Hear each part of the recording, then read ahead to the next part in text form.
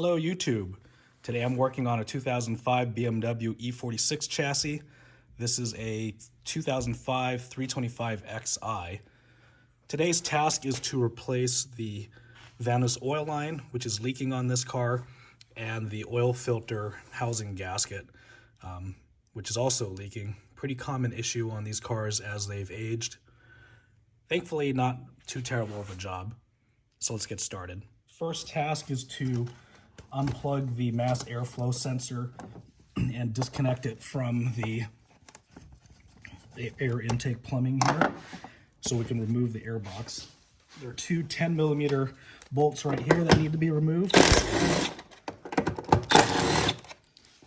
go ahead and get those out of the way. And this housing should just come off. You may have to pull this air intake horn, and there's just a couple of these push clip fasteners that have to come off. And this one seems to have some aftermarket push tabs that are a little bit harder to get off than the factory ones. From here we can remove the air intake and just go ahead and release the air filter housing.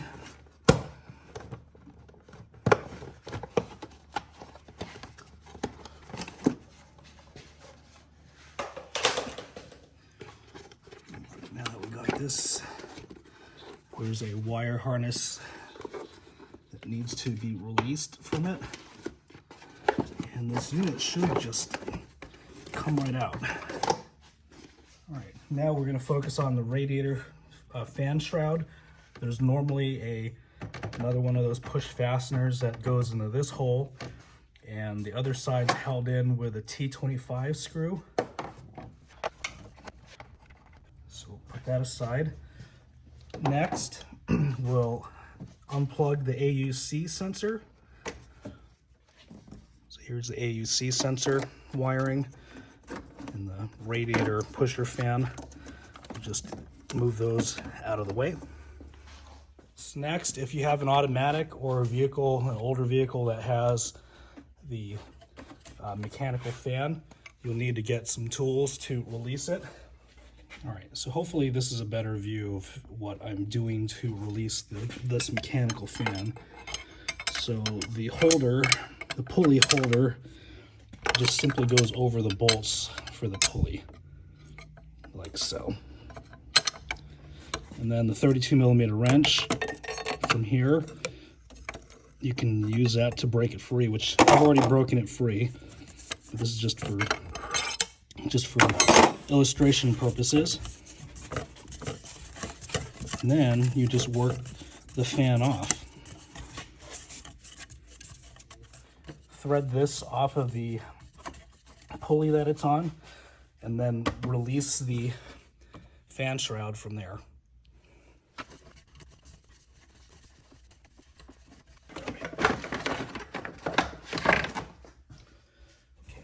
So with the fan shroud and the fan out of the way, next order of business is to deal with this belt. If you're not going to be replacing any of the tensioners, the pulleys, just simply loosen the main serpentine belt from the water pump and the alternator here.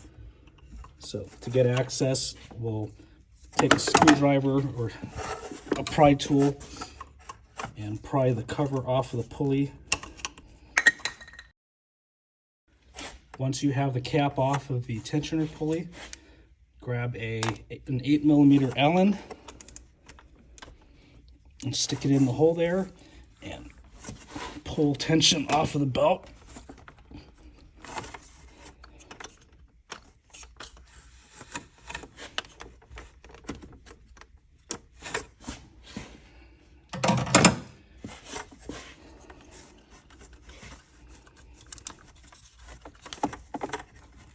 Make note of the belt routing before you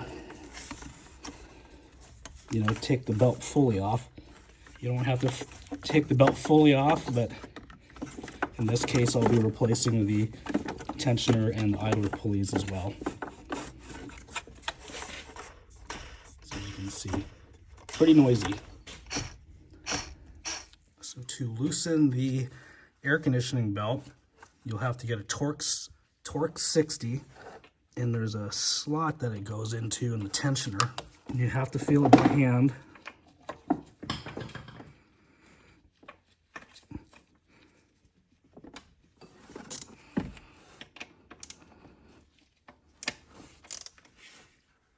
So once you have the T60 on, you can push the tensioner down and get the belt off.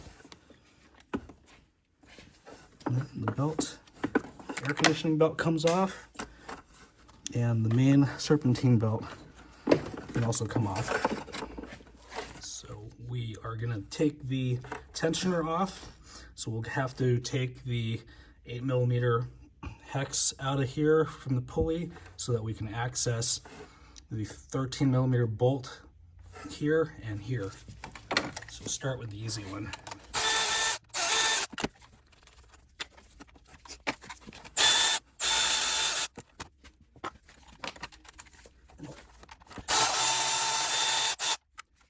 There's one more 13mm bolt that's kind of right where my finger is.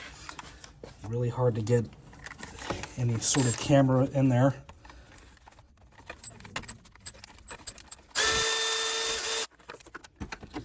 So there's the tensioner.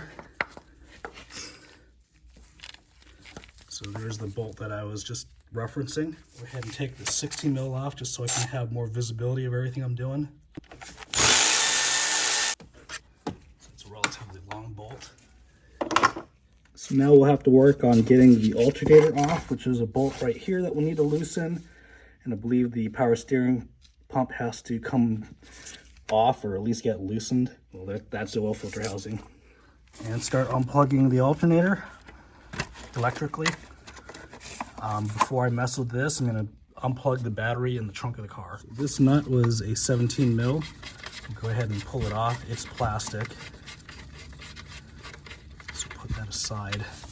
Won't really stick in a magnetic tray, so we'll be mindful of that. And then pull the battery cable off of the alternator.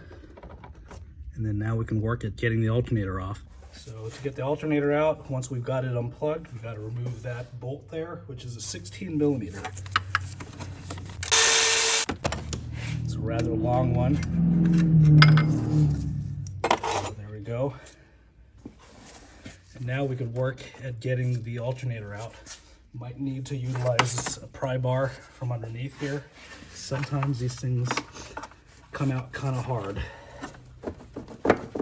particularly where it's shoot into the oil filter housing.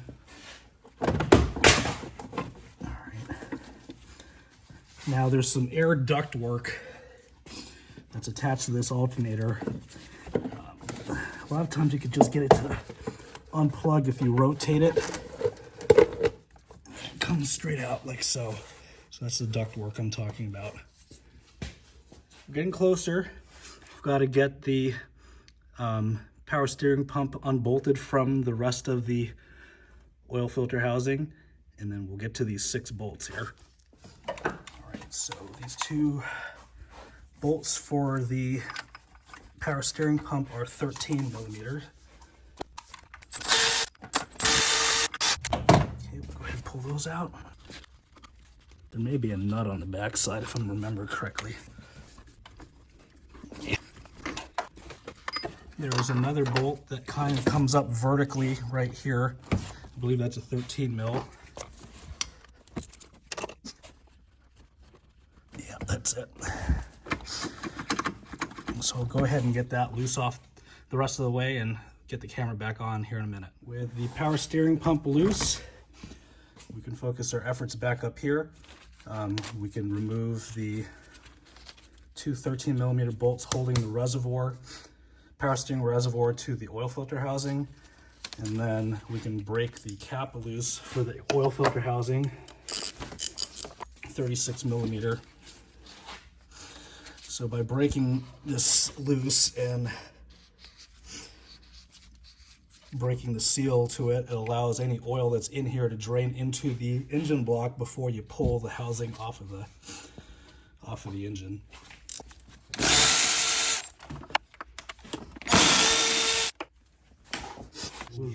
Power steering reservoir out of the way, and we'll let the oil filter housing drain for a minute. Meanwhile, we can unplug sensors, so oil temperature and oil pressure sensors. So one's here and one's back here. So this is the oil pressure sensor, and this is the oil temperature. Move those out of the way. There's a couple more wiring connectors that if you remove them, it makes it a little bit easier to deal with this. So we want to get this cable to go on the other side of the oil filter housing because it'll come off to the side. So first sensor or first connection that comes to mind is this water temperature sensor. And then here, it's a camshaft sensor. And then a VANOs solenoid. You don't have to completely move it out of the way, just enough to get you some slack so that it's just out of your way. Next step, loosen the VANOs oil line here. I think that's a 21 millimeter. Okay, I misspoke, it's 19 millimeter. So we'll loosen the line here and grab the two washers. There's one washer and there's another one on the other side of this banjo fitting. So we'll go ahead and remove those so that they're not lost. We'll be replacing all this anyway. The less stuff hiding in the engine compartment, the better. So now we're ready to remove the oil filter housing. All right, so as you can see, there's a lot of fresh oil all over the side of the engine block, and a good majority of it's coming from this oil filter housing. I like to take an opportunity before I unbolt any of this to just try to clean up the loose chunks and fresh oil here. So I'll go ahead and do that before we remove the housing. Now that I've got this area cleaned out, we'll remove all 6 bolts holding this housing in and go from there.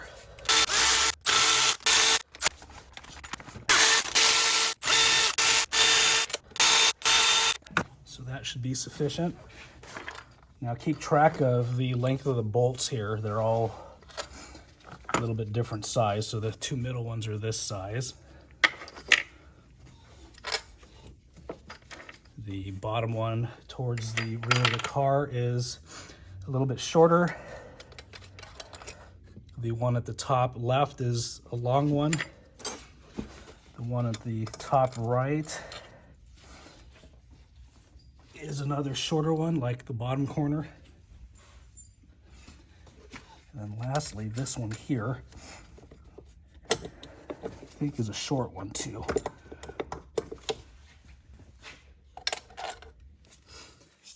So 3 short ones. Now we should just be able to break this free of the block.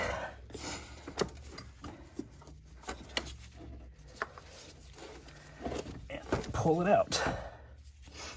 So as you can see here, some oil's coming out. I do have a pan underneath the engine there. Something I just noticed. There's a little pin here. A guide pin. So there's one on the bottom here, and there's one at the top right. You want to make sure you don't lose those. In this case, it fell in this hole here, so you just want to be mindful of that and check your area here before you reassemble.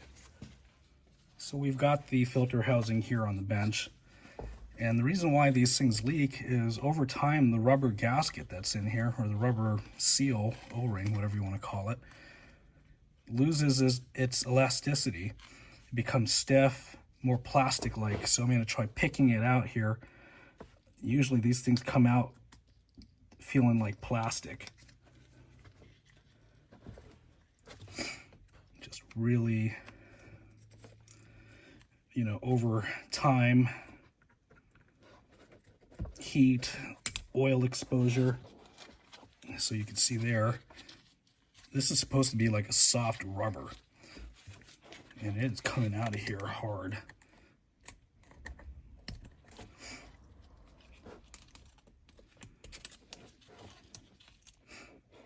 So it's gotten so hard and brittle that it's pretty much, well, this is actually not as bad as some of them, but it's supposed to be way more elastic than that. So we'll clean this housing up of all the debris here, trying to pay really close attention to this area here to not let any debris fall in here, because this is the main feed to and from the engine. And you don't really want any chunks of dirt in there, because guess what? That ends up in your engine. Also, the thing that you want to make sure it stays in there is this check valve here. There's this check valve right here. Sometimes they're not in there happy. I've come across a couple where they were shattered and broken. You'll need to get a new oil filter housing to replace that. I don't believe this part's available on its own. I've never seen it. So we've got the oil filter housing here. It's as clean as I'm gonna get it. As you can see here, I've got everything cleaned up. We've got the old VANOs oil line here. And what I did is, I don't know if you can see it, but I put a little paint marker there that lines up with the pipe here so that we can tighten it up right here without having to mess with it in the engine compartment later. So as always with these banjo bolts, there's always going to be washers on both sides of the banjo fitting. As you can see here, this is stuck, so I'll have to grab a pliers or a screwdriver or something to get that undone. So I was able to get that crush washer off of there. And now we've got a new hose. This one came from FCP Euro in a nice kit. I'll link the part number for the kit in the video description. But something I thought was kind of funny was this fitting had a white paint mark on it already, kind of similar to the white paint mark that I put on this one to line it up with the housing. So that was kind of amusing there. We got a new banjo bolt and new crush washers. So you want to put a washer on one side and a washer on the other side, like so, and get it started into the housing here. Okay. Line up the marks and just give it a tightening here. We'll do a final torque before we put it onto the vehicle. Next step is optional, but since it came to the kit, we'll put a new oil pressure sending unit or switch and an oil temperature switch here. This one takes a 24 millimeter, this one takes a 22 millimeter, and it might be a little bit awkward here for me to break it free. So I might, okay, maybe not. So this one will come off. It's got a little crush washer on it too, so make sure that comes off with it. Here's the one that's supplied with the kit. So this is supplied with the FCP Euro kit. Funny enough is that the difference here is one says BMW on it, one does not. They look pretty much identical. I wonder if V&E is the original equipment supplier for BMW.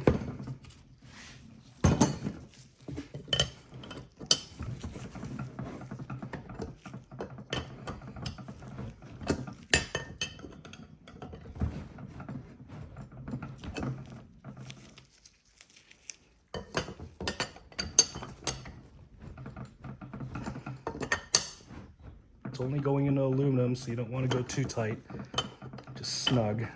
If I find a torque spec, I will put it in the video description. And that's pretty well snug. We'll do the same with the oil pressure switch. This one also has a crush washer that should come off. So, and here's the one that's supplied with the FCP Euro kit. We've used some of their parts in the past with good luck. So they're both German. So it looks like the original one was made by TRW, and this one's a Rain. So we'll go ahead and, so it's got the crush washer on it. Go ahead and tighten this up on here until it is snug. Lastly, we have this surface here clean where the O-ring sits, or gasket, whatever you want to call it.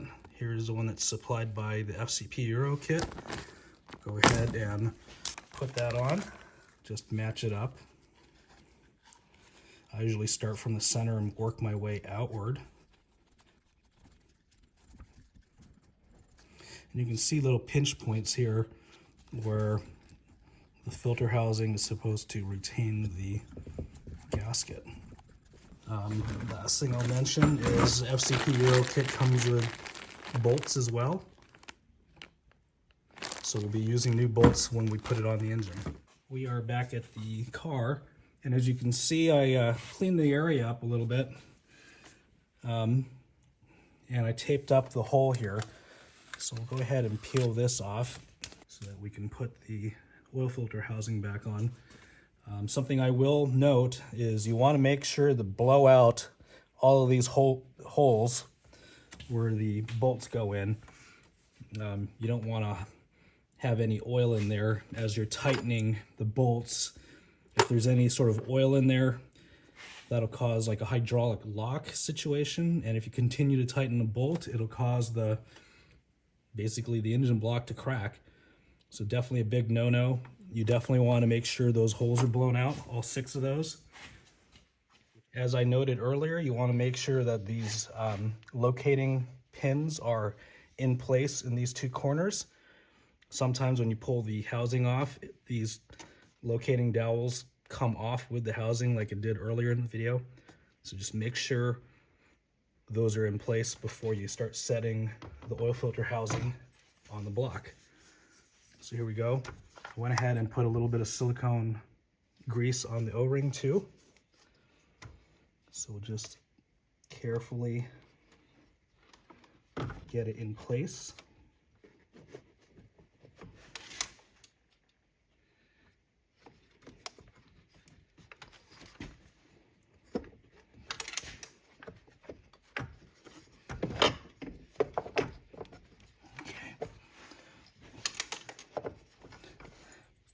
Those locating pegs definitely help get this housing in place. Kind of tight quarters here with everything trying to work against you, like the power steering pump down below. So now we can start getting the bolts started. As you might remember, the long screw went in the top corner here. Get that started.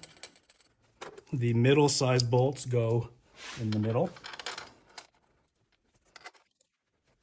And the small bolts all go in the corners, the remaining corners. So we'll get all these started by hand first.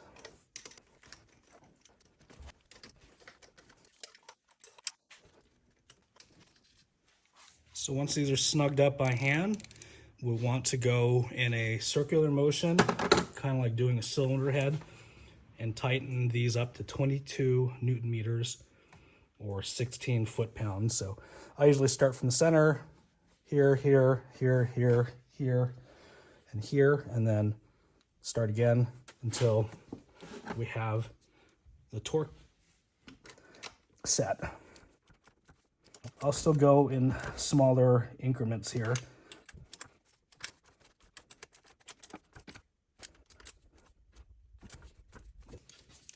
Wish this was a flex head.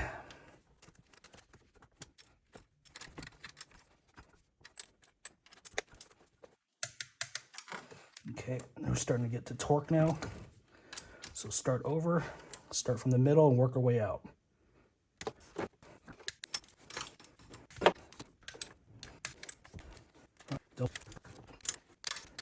Now we're just in the process of putting everything back together, kind of reverse of how we removed it. We'll go ahead and get this VANOs line tightened up.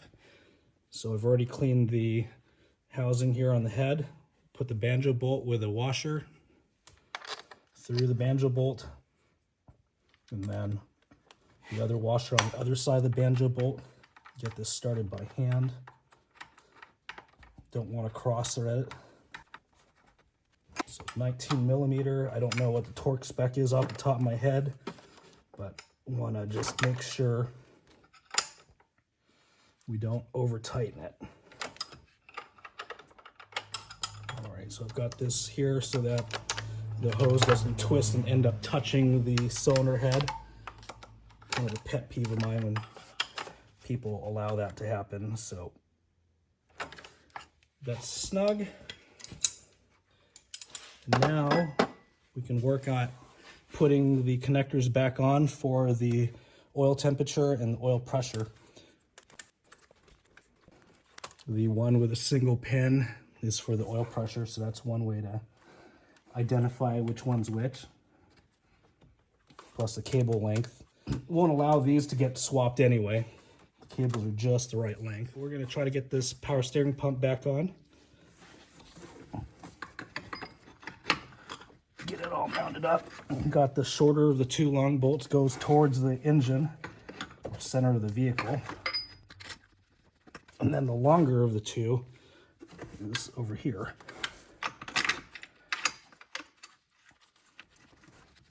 And then the vertical bolt. Snug those two up first.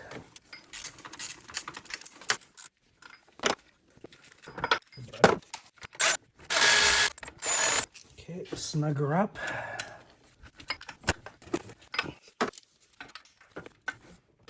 All nice and snug. Now we can work on the alternator. All right, I don't know how well we're going to be able to get this, but it's time for the alternator now. Get it lined up with the air duct first. Once the air duct is lined up, it's kind of flexible, so it'll move around with you here. And then get the alternator lined up on the bottom. Sometimes a tight fit. And this is probably going to be the most challenging part of the whole job, is getting this lower bolt in. Oh, there we go. All right, one bolt kind of started. Second bolt here is the one that goes through this pulley with the offset, but I've got a new one of those. This is also obtained from FCP Euro. Good quality part. So there's an alignment dowel. I'll show you in the old one. There's an alignment dowel right here that lines up with the bracket.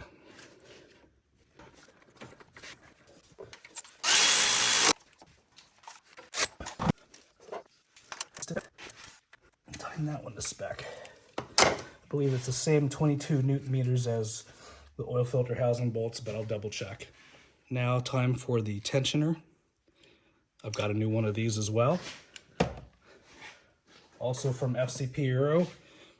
Here's the part that we're using. This one comes with all new bolts, new pulley, new cap, new everything. So the long bolt goes through the top here. The medium-sized bolt goes through the bottom of the tensioner, and the shortest bolt goes right here. So pretty tight quarters here. I don't know how well I'm gonna be able to get you in here.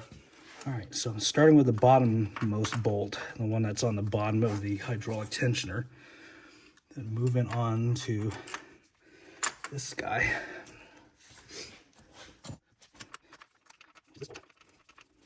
And lastly, the short bolt. Very important to hand thread everything.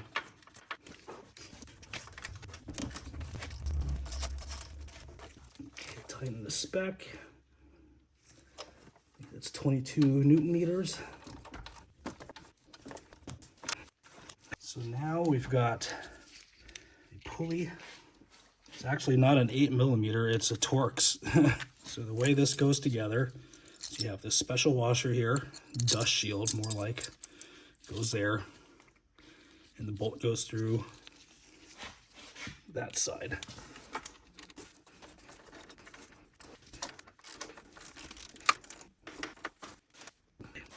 So now we'll grab the belt and put that on. Here's the belt that comes in the FCP Euro kit. There we go. So that comes in the kit. Good quality Continental belt. And now we're just gonna route it the way the old one was.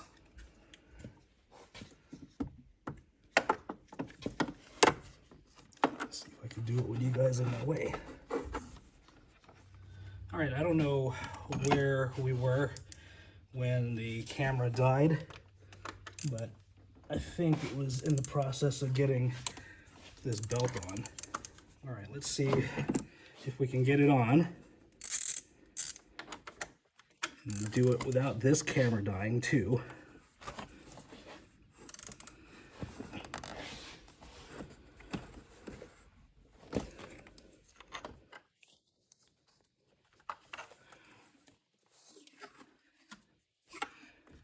Okay, making sure that, oh, you guys can't see, making sure that all the notches or grooves in the pulleys line up with the belt.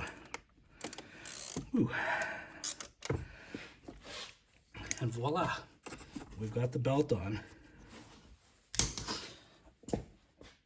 Now that the belt's on, we can snap our various covers on. Man, everything's struggle bus today. All right. All right, there's the cover for that one. And I don't know why the cover is not snapping onto this one. Oh, there we go. And there's a cover for that one. Came with another small one in the kit, but I don't believe that is for these cars. All right, that little cap that I couldn't find the home for, I actually found it. It goes right here, hole for the belt tensioner. So we're gonna go ahead and replace the AC compressor tensioner since we've got one here. I believe this is the part number for it. It's also part of what came with the FCP Euro kit. To pull this tensioner off, there is a bolt that goes through the center of it. It is a 16mm head.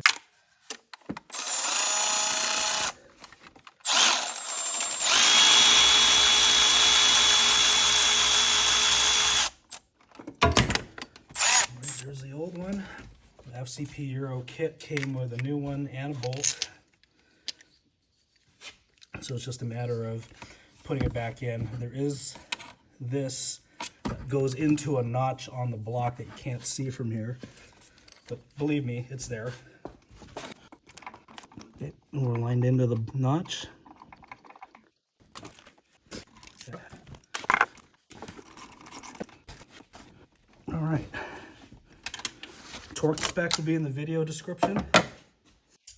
So here's the belt that comes with the FCP Euro kit.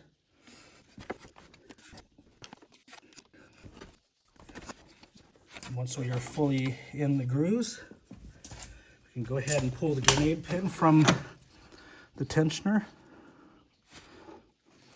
which we'll have to do from below.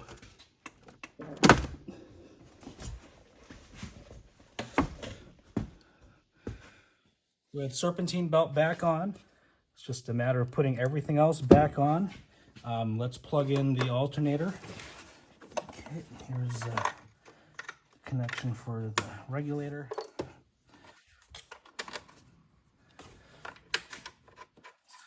Funny that they put a plastic nut on here.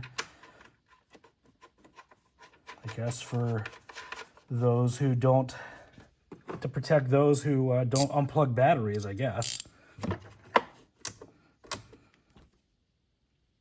Okay, you just want to go snug, and that's it. So with the alternator plugged back in, we can move the power steering reservoir back where it goes and put the two 13mm nuts back, or bolts back on.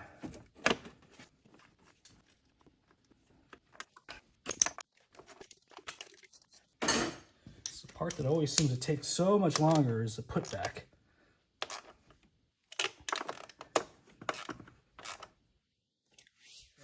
We can put our wiring back in here. So we'll plug in the coolant sensor and then route this cabling between the oil filter housing and the power steering reservoir. And then we can plug in the VANOs solenoid and the cam sensor here. So here's my little tech tip, is before you get the fan shroud back in, go ahead and try to get the fan clutch started. So remember, it's reverse thread on this car. You just want to try to get it started real quick.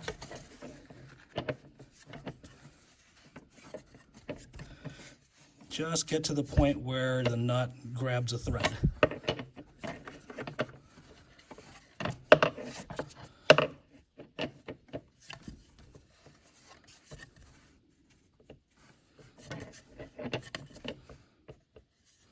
All right, so once you get it to where it'll grab a thread, grab a paint marker and mark the pulley as well as the nut.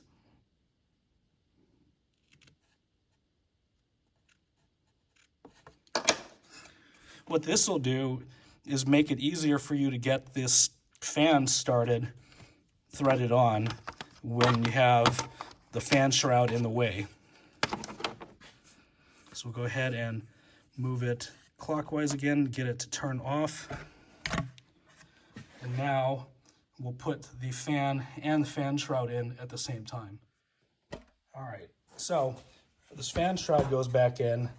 There's a couple of hooks here that catch on the bottom of the radiator. So you need to slide this thing in and get it lined up with the radiator, the hooks in the radiator down below. So we'll sort of get that started. Grab the fan, and it all kind of has to go in at the same time. There's not a whole lot of space. And that's where that mark that we just made makes things a heck of a lot easier. You simply line up the paint marks, and you're not sitting here trying to spin and spin and spin and spin. Everything will just work.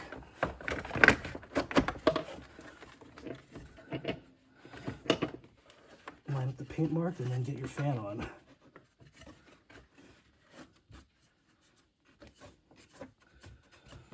Like so. So that's a trick that I learned working at the Jeep dealership many years ago. The V8s in the Grand Cherokees just did not have a whole lot of space between the radiator and the fan shroud and the fan. So anything we could do to help get that fan started was a godsend. Now we just want to hold on to the pulley just well enough to tighten this. It doesn't have to be very tight. As the engine's running, it'll want to tighten itself. All right, there we go. So now we can put the push pin back in here and the torque screw back in the corner.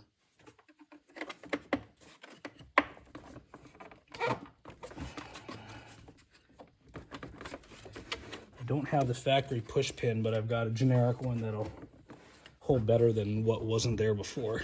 All right, so we'll get the fan, pusher fan connector slid back down into the slot on the fan shroud, and the AUC connector plugged back in here. Now we're almost done. So this poor foam piece has seen better days, but what can we do? It's just how it is. I want to line it up with the bolt holes here.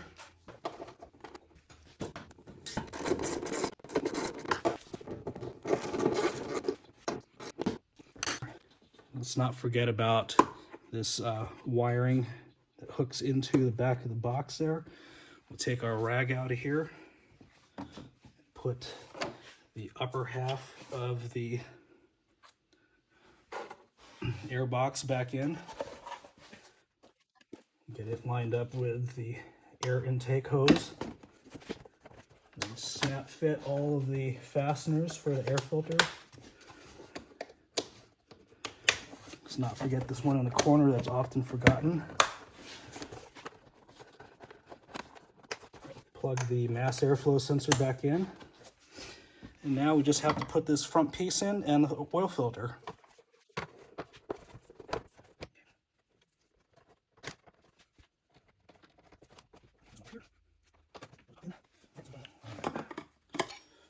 So I've already put the new gasket on here.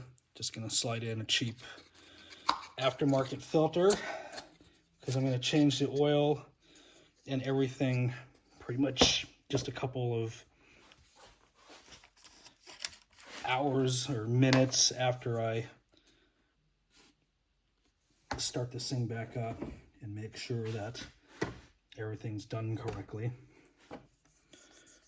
So just lubing up the O-ring here. Good practice.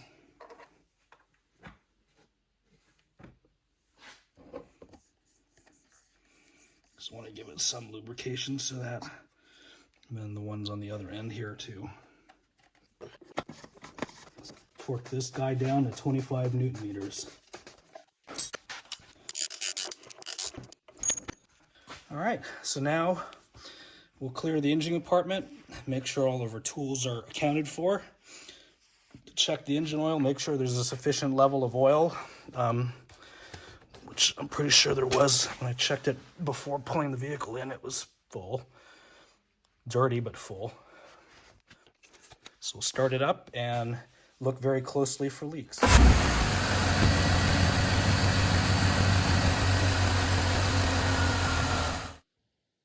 I let this engine run for 15 minutes here in the shop. Made sure that there were no oil leaks. Everything went well. The oil pressure light turned off as soon as the engine started, about 3 seconds after startup, so that's good. So anyway, hope this video was helpful. I know it's kind of a longer one here, so if you stuck around this long, I really appreciate you. And if you like this video, click the like button. And if you haven't already, subscribe to my channel so that you can see more videos like this. Thanks.